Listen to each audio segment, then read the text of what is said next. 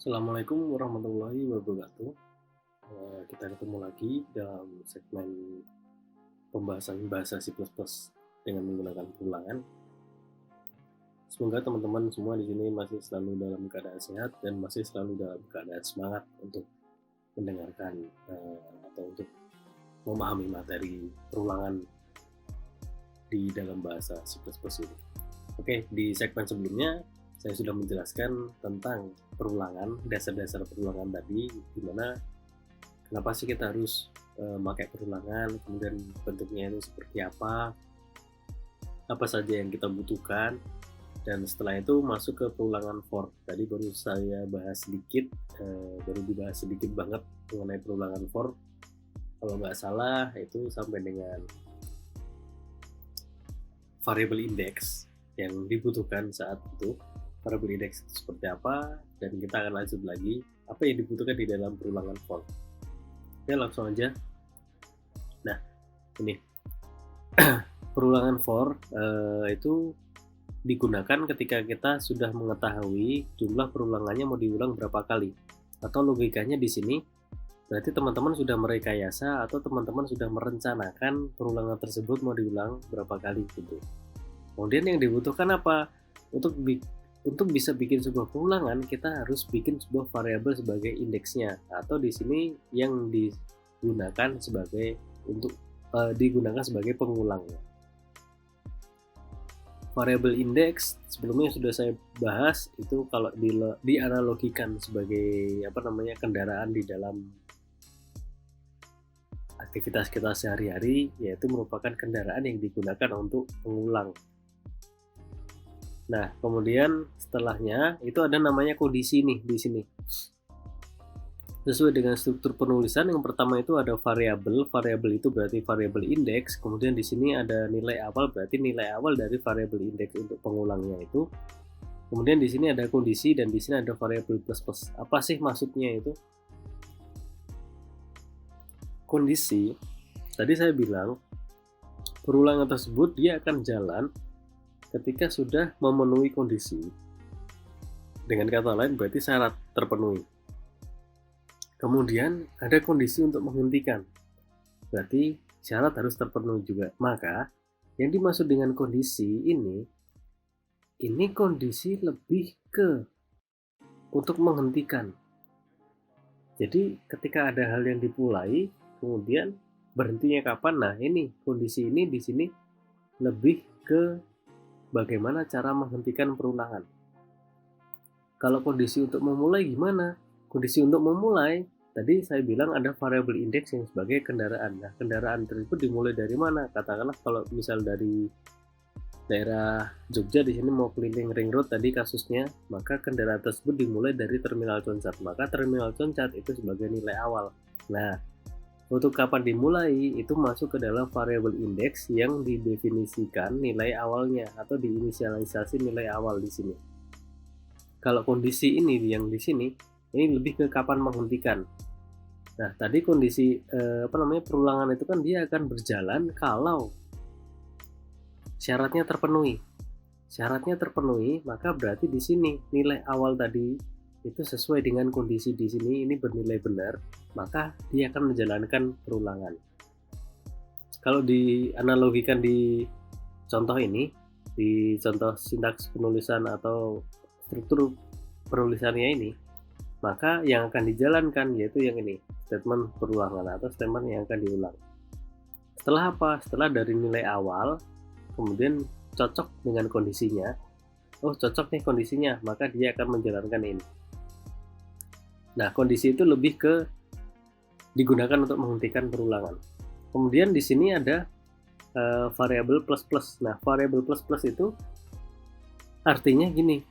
Di sini dia akan melakukan perubahan bentuk. Di sini dia akan melakukan perubahan bentuk. Perubahan bentuk dari apa? Dari variabel. Nah, di sini namanya variabel plus plus, berarti yang dimaksud dengan perubahan bentuk ya berarti perubahan bentuk dari variabel indeks. Variabel indeks itu apa? Variabel indeks tadi secara gampang atau orang Jawa bilang coro budune itu. Coro budune ya berarti gampangnya itu kendaraannya tadi. Nah, berarti kendaraannya tadi itu berubah. Berubahnya apa? Berubah bentuknya gimana?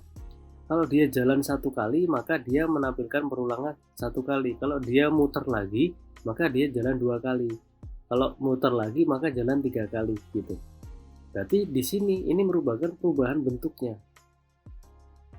Nah, perubahan bentuknya gimana? Kalau logikanya tadi bus berjalan keliling ring road satu kali, itu jalurnya.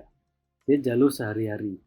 Kemudian maksudnya perubahan bentuk di sini apa? Bisa jadi logikanya gini.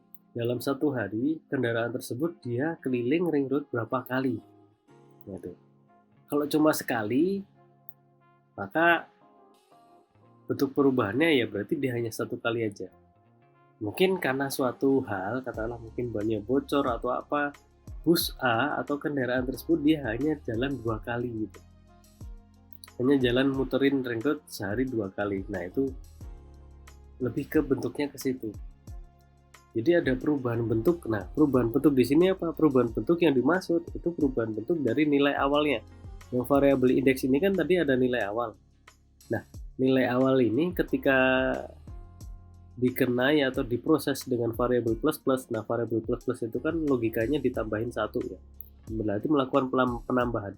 Dari yang nilai awal semula kemudian diproses dengan penambahan ini, maka nilai awal di sini dia akan berubah karena sudah ditambah dengan plus-plusnya ini. Logikanya gitu. Nah, kenapa sih kok harus ada variabel plus-plus di sini atau harus ada bentuk perubahan di sini? Karena kalau nilai awal di sini dia nggak dirubah, maka otomatis kondisi di sini ini bernilai benar. Seperti yang saya katakan tadi, kalau kondisi bernilai benar, maka perulangan akan jalan terus. Dia nggak akan berhenti. Maka satu-satunya jalan, bisa juga disebut sebagai jalan untuk menghentikan, yaitu ini ada perubahan ini. Perubahan variabel atau kenaikan indeks atau kenaikan indeks di sini ada namanya increment, yaitu dia indeks menaik, atau decrement itu indeks menurun. Kalau indeks menaik berarti nilai awalnya misal katakanlah dimulai dari 1, proses menaik dia sampai dengan ke 4, berarti 1 2 3 4. Tapi kalau misal menurun berarti di sini nilai awalnya itu lebih besar daripada dengan nilai akhir yang berada di kondisi di sini. Jadi kebalikannya. Nah, kok ada variabel plus plus itu sebagai bentuk perubahan? Karena logikanya gini, ini akan berjalan kalau tadi saya bilang kondisinya bernilai benar. Berarti kalau nilai awal di sini untuk menjalankan statement yang akan diulang ini bernilai benar dulu. Misal nilainya 1, di sini kondisinya kurang dari 5, maka 1 itu kurang dari 5, berarti benar. Berarti dia akan menjalankan statement. Kemudian kalau di sini dia nggak dirubah, artinya nilainya tetap nilainya 1 terus. Nah, 1 dia akan dinilai benar, maka perulangannya dia akan menampilkan lagi dan terus kayak gitu aja. Dan sampai lebaran kucing atau lebaran sapi itu ya, dia nggak berhenti. Karena apa? Nilainya bernilai benar terus. Tadi saya bilang ketika mau diulang maka harus ada titik henti. Nah, untuk mencapai titik henti yaitu prosesnya di sini. Ini proses untuk mencapai titik henti. Titik henti yang mana? Titik henti di mana kondisi di sini harus bernilai salah untuk menghentikan. Nah, jadi seperti itu. Jadi makanya di sini ada catatan. Jika kita melakukan perulangan yang sifatnya menaik atau increment, maka nilai awal dari variabel yang kita definisikan harus lebih kecil dari nilai akhir. Kemudian sebaliknya, jika melakukan perulangan yang sifatnya menurun atau decrement, maka nilai awal harus lebih besar dari nilai akhir. Jadi kebalikannya seperti itu. Nah, mungkin akan bingung juga ya kalau nggak ada contohnya seperti apa, hanya bentuk penulisan seperti ini. Oke, saya contohkan di sini. Ini logika atau ini bentuk penulisan yang benar. Ini kalau teman-teman pengen nulis program dengan perulangan itu bentuknya seperti ini. Nah, yang ini. Nah, ini dulu. Jadi yang pertama perintahnya dituliskan for karena tadi kita mempelajari tentang for. Kemudian di dalam kurung ya, kurung buka, inisialisasi nilai awal variabel indeks. Berarti di sini variabel indeks yang tadi yang digunakan sebagai pengulang ya, itu dikasih nilai awal. Kemudian titik koma masuk ke kondisi atau syarat. Nah, di sini kondisi syarat tadi saya bilang lebih ke untuk menghentikan. Karena di sini ada nilainya, maka di sini harus menghentikan. Tentunya harus sinkron dengan nilai di sini. Jadi ini kondisi untuk menghentikan. Kemudian kenaikan indeks yang bisa dikatakan tadi ada dua macam, yaitu increment sama decrement. Nah, setelah itu ditutup dengan kurung tutup, masuk ke kurung kawal buka. Di sini ada pernyataan atau statement. Nah, pernyataan ini yang akan dijalankan secara berulang-ulang. Sudah sangat jelas dijelaskan di sini. Inisialisasi ini merupakan bagian untuk memberikan nilai awal bagi variabel pencacah. Pencacah apa? Pencacah untuk pengulang pertama, pengulang kedua, pengulang ketiga, yaitu yang saya katakan tadi secara kasarnya, gampangnya itu kendaraannya. Kemudian kondisi atau syarat. Kondisi atau syarat ini dipakai untuk menyatakan suatu kondisi. Untuk apa? Eksekusi dari blok pernyataan yang ada di dalam pernyataan for akan diulang bila evaluasinya menghasilkan true. Tadi saya bilang, kondisi atau syarat di sini, kondisi atau syarat ini lebih untuk menghentikan. Kok bisa menghentikan? Karena nilai awalnya di sini sudah ditentukan. Kemudian nilai awal ini dibandingkan dengan kondisi.